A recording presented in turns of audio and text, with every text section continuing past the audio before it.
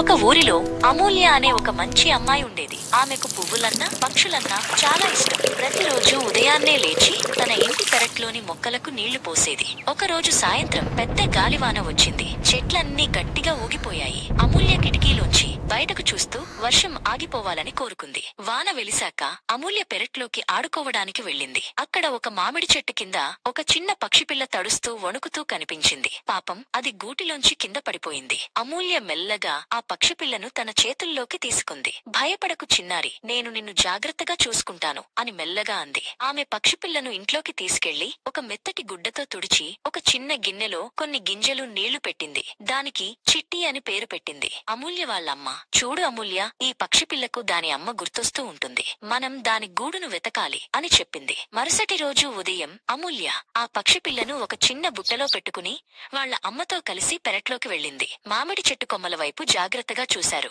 అదిగో అక్కడ అని అమూల్య వాళ్ళ అమ్మ పైకి చూపించింది. ఒక కొమ్మ మీద అందమైన గూడు కనిపించింది. అందులోంచి తల్లి పక్షి దిగులుగా కిలకిలమంటోంది. వాళ్ళ నాన్న ఒక నిచ్చెన తెచ్చి జాగ్రత్తగా చెట్టెక్కి చిట్టిని దాని గూటిలో పెట్టారు. తల్లి పక్షి సంతోషంగా తన పిల్లను ముద్దాడింది. తన స్నేహితురాలిని తిరిగి తన కుటుంబం దగ్గరకు చేర్చినందుకు అమూల్య చాలా సంతోషపడింది. నిజమైన ప్రేమ అంటే మనతో ఉంచుకోవడం కాదు, వాళ్ళు సంతోషంగా ఉండేలా చూడటం అని తెలుసుకుంది.